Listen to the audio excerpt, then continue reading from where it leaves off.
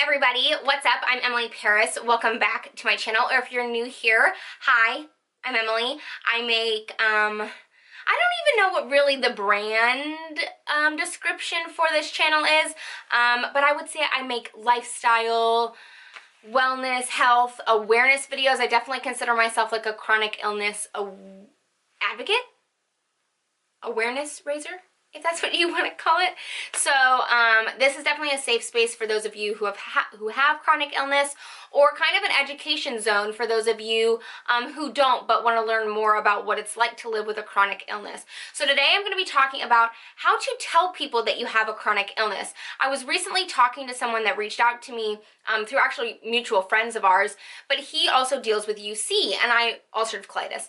And I was asking him, like, how do you tell people, or are you comfortable talking to people about it, or do you kind of pick and choose who you tell?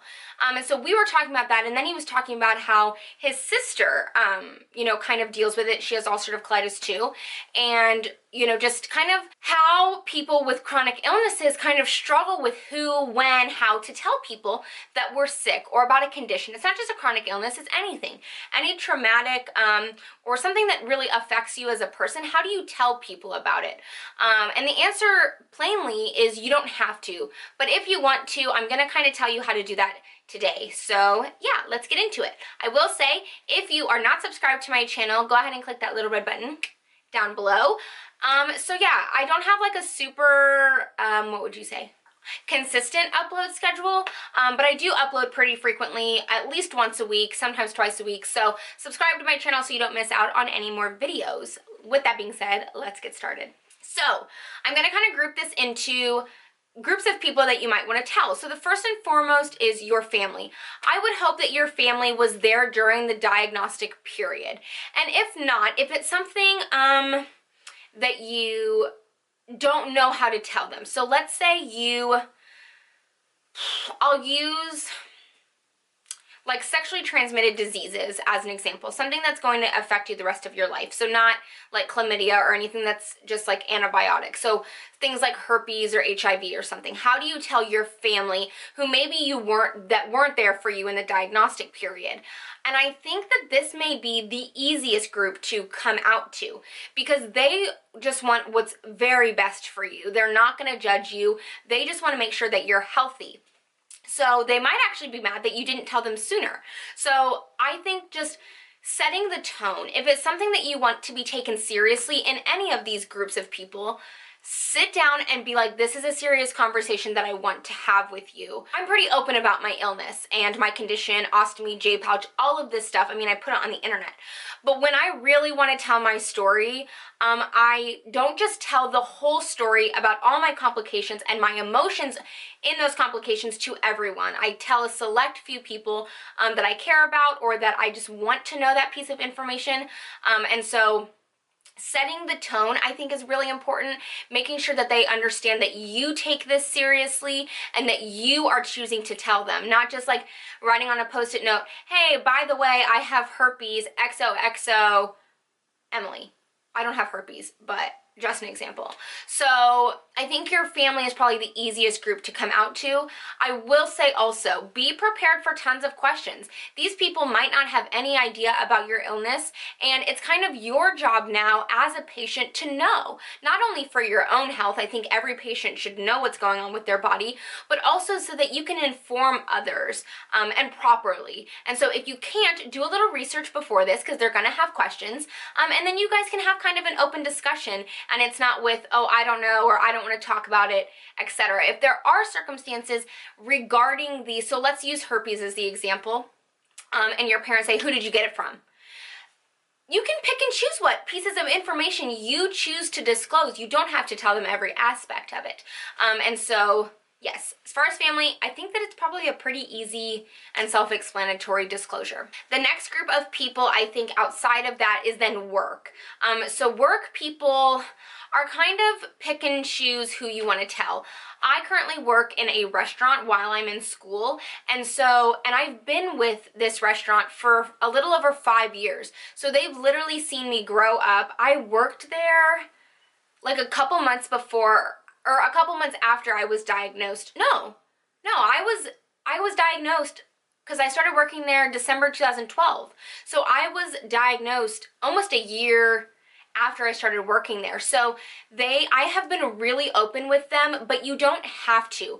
I see a lot of the time in my ostomy support groups on Facebook, people will say, do I need to tell my coworkers that I have an ostomy bag?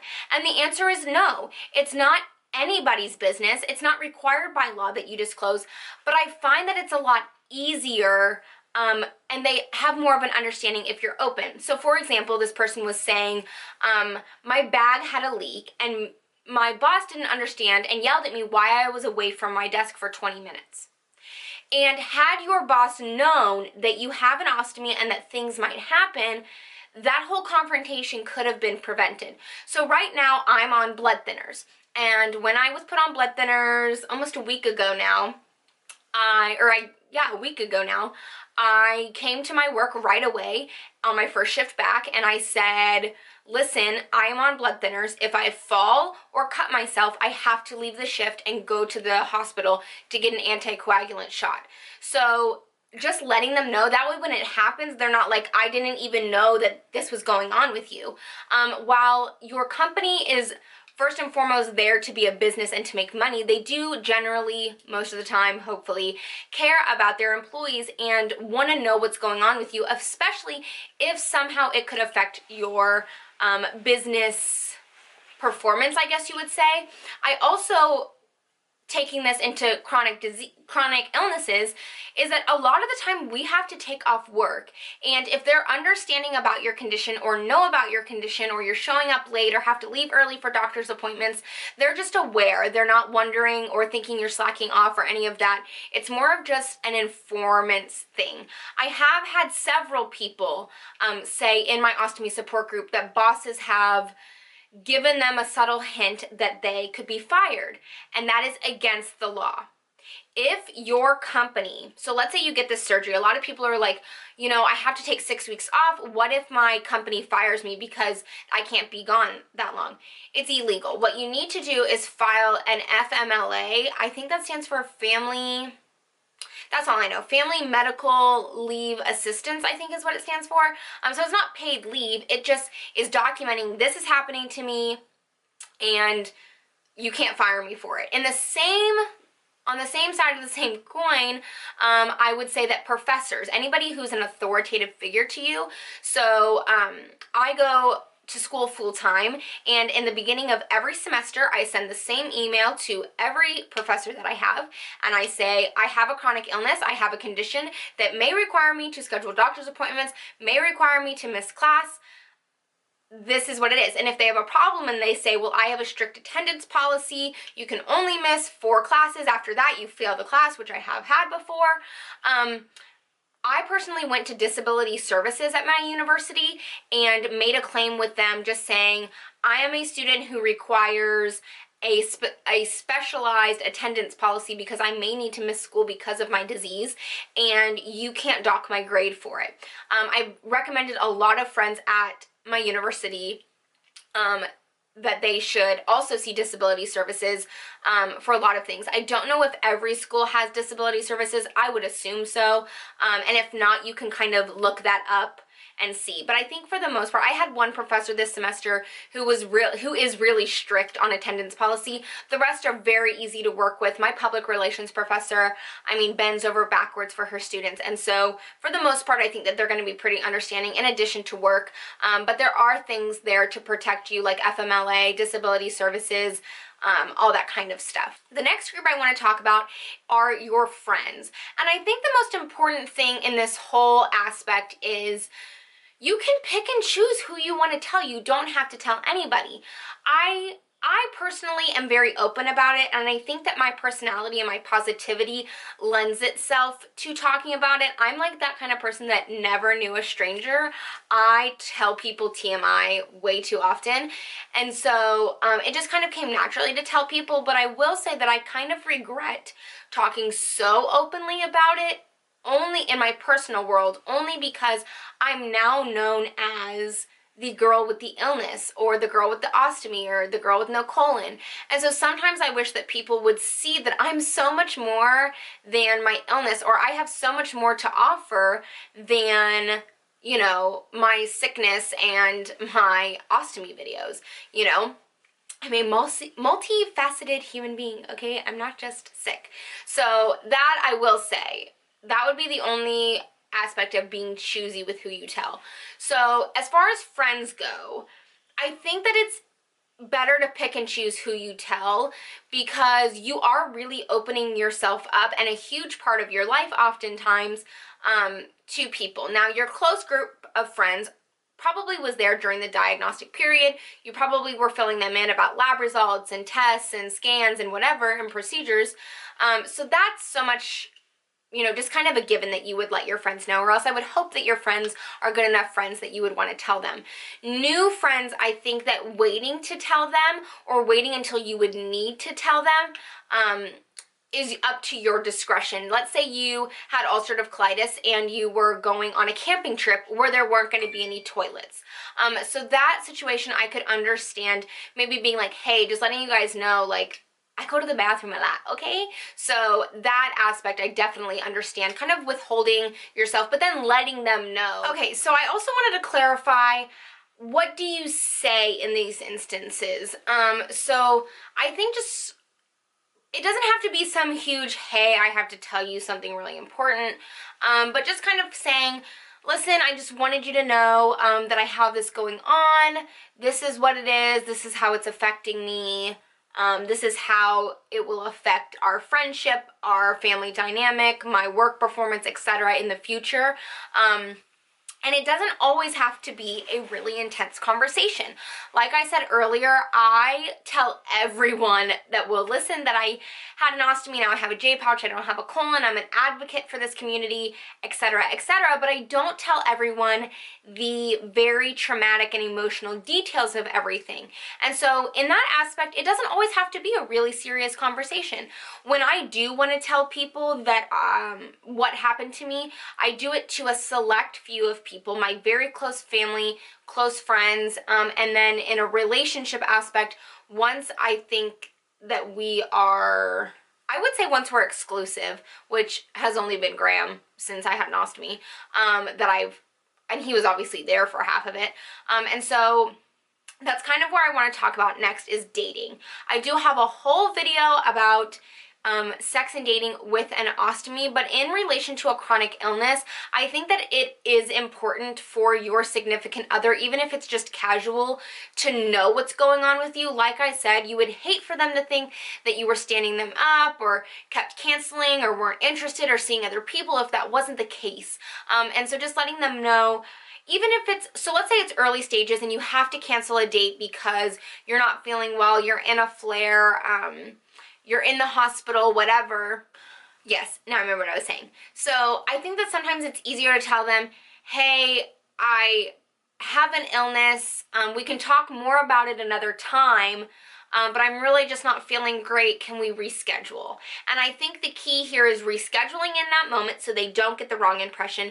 Two, you don't have to tell them every aspect, but a lot of the time the follow-up question will be, especially if they're starting to like you, if you don't mind me asking, what illness do you have? And in that moment, you can choose to say, I would rather just talk about it another time when we can talk face-to-face, or you can disclose it, choose to disclose it then and have a light conversation. The problem that I find in that, and the problems that I have run into, is that I will give a simplified version of what happened, and then I find it hard to bring it up again when I'm ready to have the serious version of that talk. So sometimes I think it's better that when that opportunity presents itself, then you should tell the whole story. You don't want to minimize your disease or what it's like to live with that. But on the same coin, you don't want to disclose everything if you're not ready. Because I think the thing too is it's really emotional to tell people. And that's how I feel. I feel like I really open myself up every time I tell somebody face to face about my illness. And because I don't want to, my experience to be minimized. I want people to know what I went through and why it's so important that I advocate for other patients, because that's how mostly the conversation starts, is they'll have seen my video recommended on YouTube somewhere or whatever, or I mean, I don't know, it'll come about, they'll ask me what I do, or what I want to do post-grad, and I'll mention this.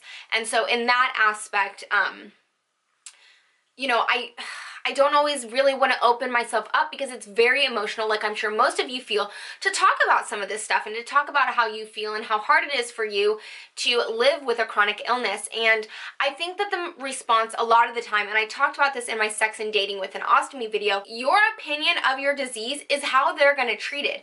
If you feel like, woe is me, this is terrible, you know, I'm gonna die, even if that is the case, that's how they're gonna see it. And so while yes, don't minimize it, I think that in my case at least, because I can only speak for myself, I've only been through what I've been through.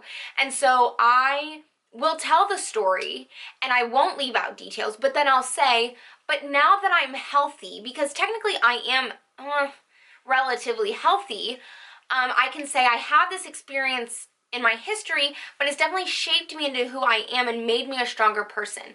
So I guess that would be my biggest piece of advice, is to be authentic with the person that you're interested in, but you don't have to disclose everything. So I think that that's going to be it for this video. I hope that you guys enjoyed, or at least learn something from it. I don't plan these videos, so sometimes in the editing, I kind of wish that I would have said stuff, or sometimes they're not as like clear-cut pieces of advice, because when I do that, it doesn't come across authentic. You can tell that it's scripted. And so I want to keep these videos honest, but also not super rambly, because I know that that's one of the big issues that I do. I just talk. I cannot help it. That's just how I am. So with that being said, if you guys enjoyed it, give it a thumbs up. Leave some of your experiences down below. Have people received your chronic illness well? Have you had bad experiences? What has been your kind of feedback, and what tips and tricks do you have for others when they're telling people about their chronic illness? This kind of I guess the group that we have going on here, I really like. I like the feedback and I like the conversations we end up having down in the comments. So yeah, feel free to leave your thoughts down below. I wish they could be anonymous, because I feel like in this world a lot more people would comment about their experiences, but that can't always be the case. So regardless, thank you guys for watching. I really appreciate you more than you ever will know. Follow my social media. The links are down below, and that's actually how best to get in touch with me if you want to. So yeah, I keep rambling. I just cannot help myself. I will see you guys in my next video. Bye!